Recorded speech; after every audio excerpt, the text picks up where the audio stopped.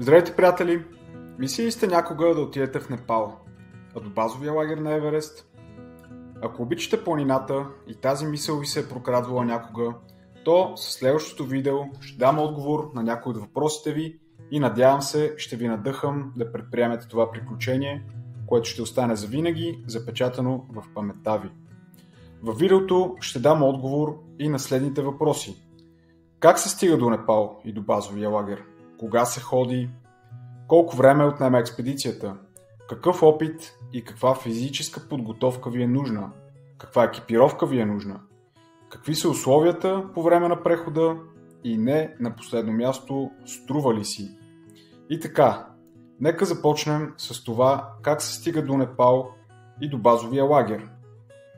Има, разбира се, различни опции за стигане до столицата на Непал, Катманду. Най-често срещаните варианти са през Истанбул или през Дубай. Споделям и малко снимки от столицата Катманду. Столицата на Непал е един от най-древните непрестанно обитавани градове в света, с население към момента около 1,5 милиона души. Градът е доста просторен, с множество ниски сгради, тъй като е в земетръсна зона. За съжаление, преди няколко години имаше голямо земетресение, от което все още някои части на града не са напълно възстановени. Най-вече в историческия център. Централните и туристически части на Катманду са относително безопасни, като хората са дружелюбни и добронамерени. Храната е много сходна с индийската, като качеството на ресторантите не е никак лошо, а цената е приемлива. Има, разбира се, и западна храна, като пици, бургери и паста. Някои от по-интересните неща, които могат да се видят в града, са най-голямата будистка ступа в света, както и някои от храмовите комплекси, особено този до реката, където човек може да види погребална церемония и кремация. А за да стигнете до началото на пътя за базовия лагер, е необходимо да хванете вътрешен полет до градчето Лукла и едноименното летище. Факт, който си струва да се отбележи е, че летището се смята за едно от най-опасните в света, ако не и най-опасното. Все пак в днешно време инцидентите са значително по-малко, най-вече свързани с лошото време. Това от своя страна води до отказани полети, тъй като се набляга все повече и повече на безопасността. И така, кога се ходи в Непал? Най-доброто време за посещение на базовия лагер е периода април-май или октомври-ноември, когато и преваляванията са по-редки и небето е синьо, а гледките спират дъха. А самите гледки започват веднага, щом се каца на летището в Лукла. Внушителните върхове на Хималаите са навсякъде. Не по-малко живописно е, когато човек сведе поглед. Зелени долини и тюркоазни води.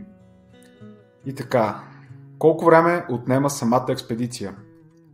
Класическият формат отнема 16 дена, като в тези дни е включено и времето за пристигане в Катманду и подготовка.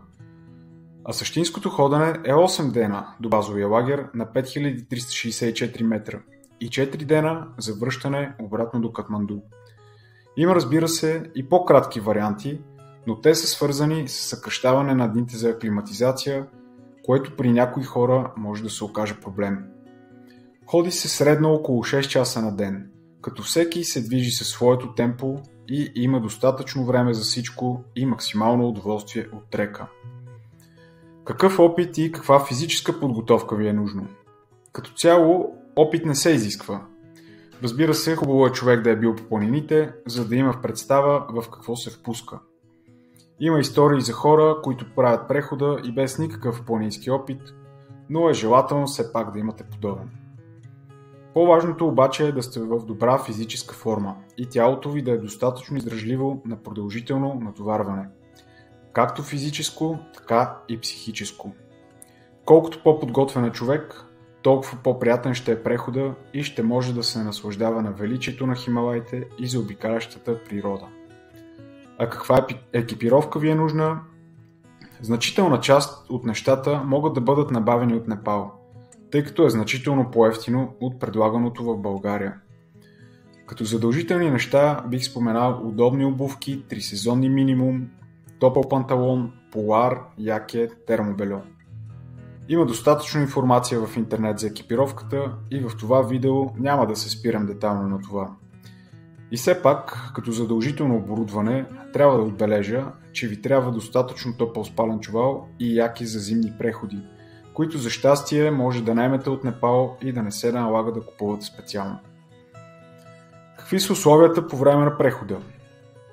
Предвид различната надморска височина, условията колкото по-нависоко, толкова по-оскъдни са, което разбира се е разбираемо.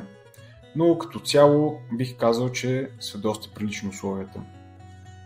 Първите няколко дни има къде да се вземе душ с топла вода, а по-нагоре, поради риск от хипотермия, не се препоръчва. Освен ако човек не е в много добра физическа форма. Просто е много студено, както навън, така и вътре в хижите. Относно самите места за спане. Най-често има едно общо помещение, което е топло и се сервират храна и напитки, а в самите стаи няма отопление. Затова хубав и топъл спален чувал е задължителен. Колкото до храната, тя е разнообразна. Има различни видове супи, нудели, ориз, картофи, сандвичи, включително и пица. Да, на 5100 метра можеш да ядеш пица, като разбира се, очакванията не трябва да са чак толкова високи. Традиционно и навсякъде предлагано ястие е дал бат.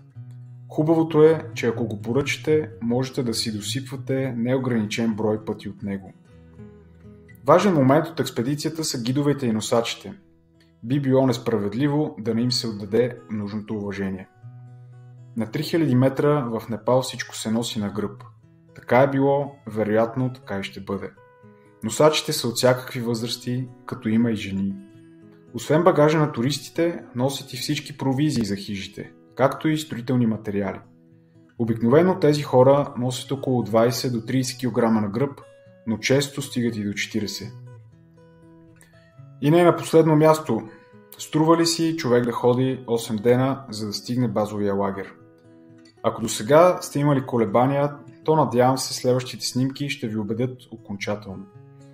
Лично за мен, като човек, който обича планината, да, абсолютно си струва, въпреки всичките трудности и неразположения по време на трека. Когато човек най-сетне стигне догоре и осъзнае, че го е направил, удовлетворението е голямо. Но както често се случва, постигайки нещо, човек скоро започва да поставя нови цели и да мечтае за по-високи и трудни места. За нас като българи базовия лагер на Еверест е още по-специално място, защото можем да отдадем почит на загиналите български алпинисти през годините. По време на трека се минава през мемориал на загиналите, където освен името на Христо Проданов, можем да видим и плочи на други наши планинари. Завършвам видеото с снимка на Еверест по изгрев слънце. Благодаря ви, че отделихте време за това видео. Ако ви е било интересно, натиснете лайк, а ако искате да разберете и за други пътувания, може да се абонирате към канала ми. Разбира се, ако имате някакви въпроси, оставам на ваше разположение в графата коментари.